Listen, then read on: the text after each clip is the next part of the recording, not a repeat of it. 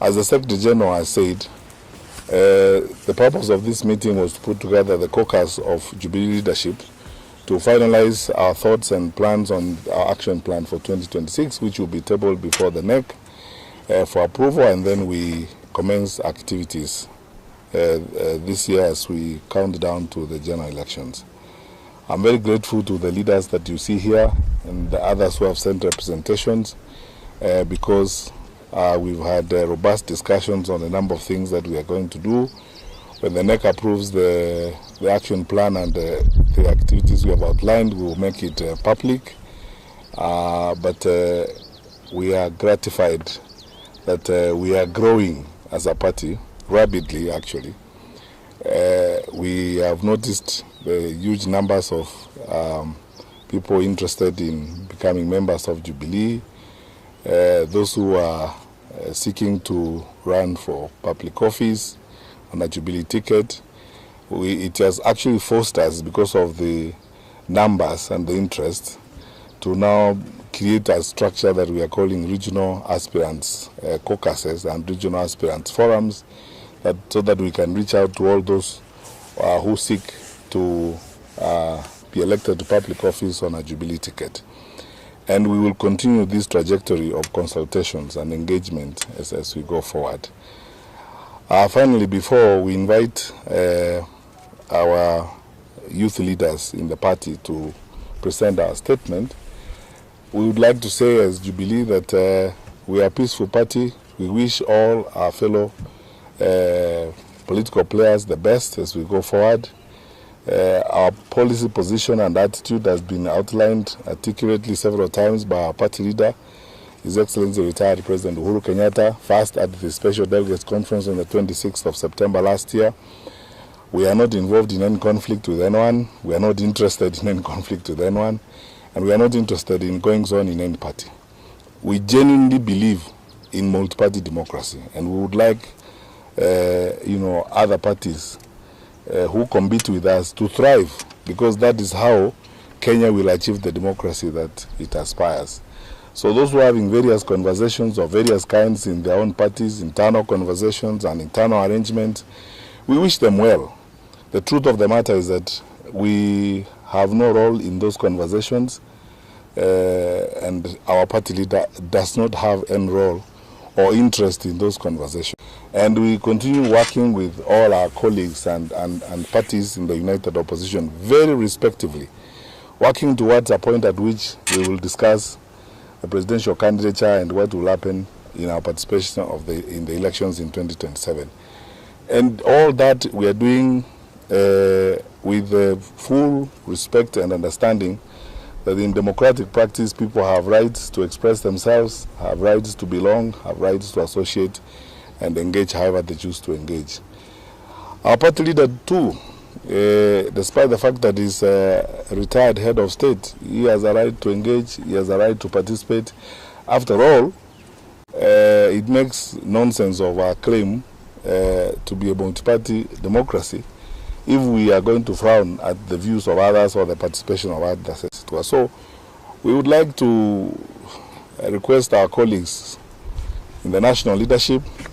We believe they have much more work to do that they need to spend time on, so that they'll spend less time on our party leader, stop attacks on our party leader, and stop dragging our party leader into irrelevancies, things that have nothing to do with him or Jubilee.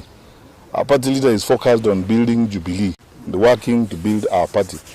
And as you can see, we are growing.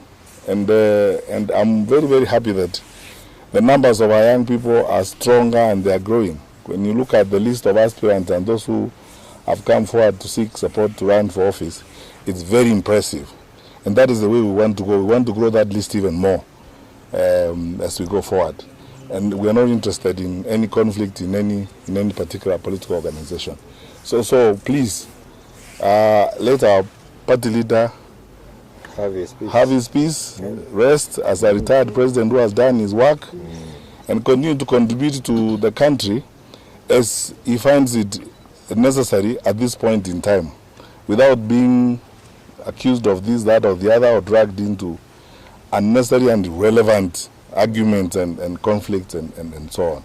We all want to focus on the future of the country and on how we will remake our country and restore our country back on the path of progress, as it were. We understand, we have been saying in our meeting today, we understand that the popularity of our party leader is very intimidating to some leaders in this country.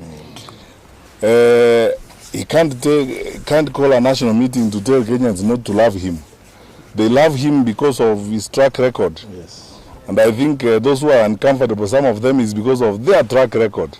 So they could do better with working on their track record instead of attacking our party leader. I think that's enough for now. I'd like to ask our youth leaders. Our head of youth is Angel Mbuthia, but today my wonderful, strong youth leader from Nairobi, Grace, is going to read the Secretary of Nairobi branch. New Year. Mine will be very short because our party leader, our deputy party leader, more correctly now, our presidential candidate has spoken, and the statement of our party has been made to the whole nation. So now it's news, that's what we have said, and that closes the chapter as pertains to the mediocrity, to quote Mbuthia, of what has been going on.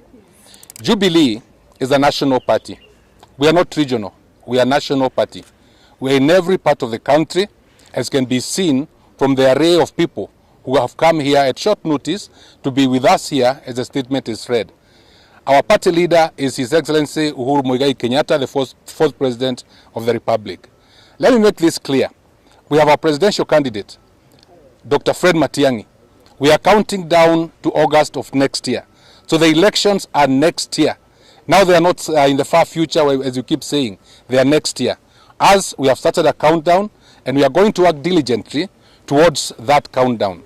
We are going to help to bring our nation together once again.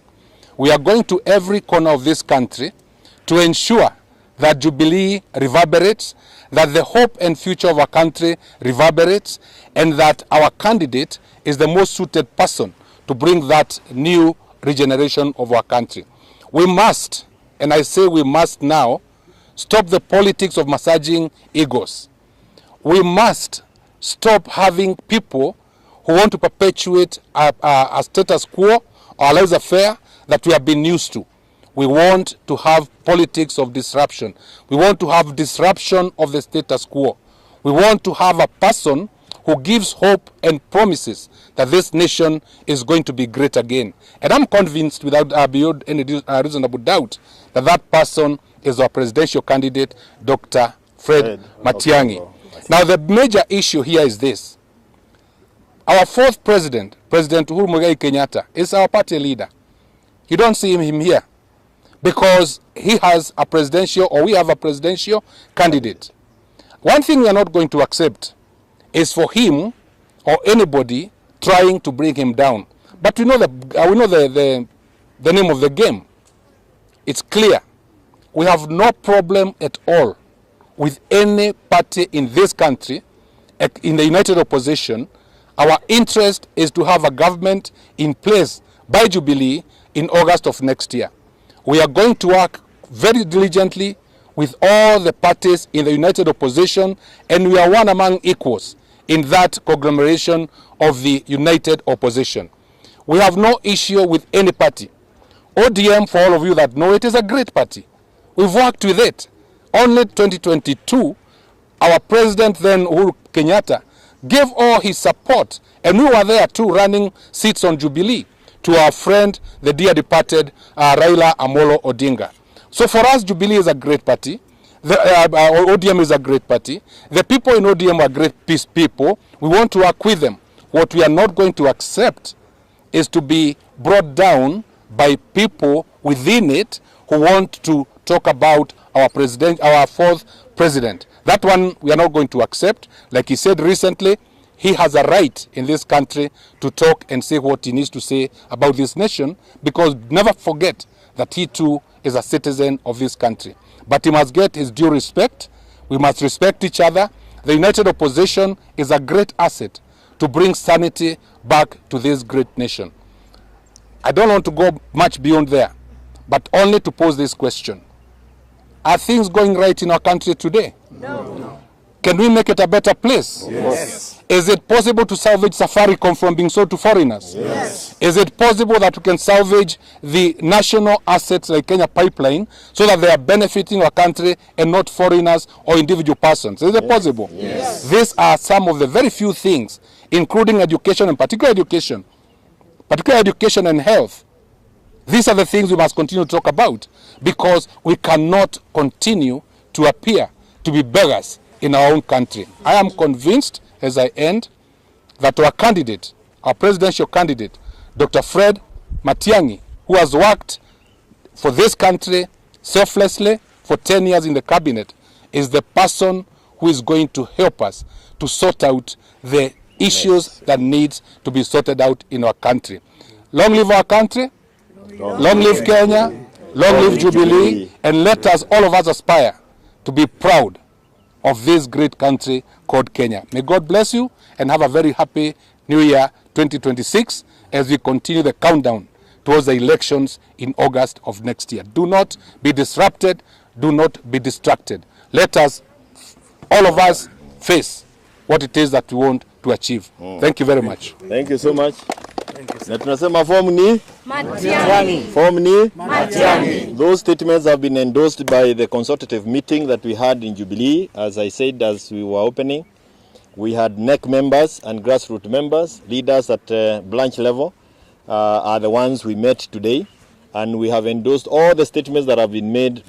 Iwapo huja subscribe, tafadhali subscribe ili uwe wa kwanza kupata habari punde zinapotokea. Asante sana kwa kuwa mtazamaji bora, na siku moja itajipa. Endelea kutufuatilia. Langu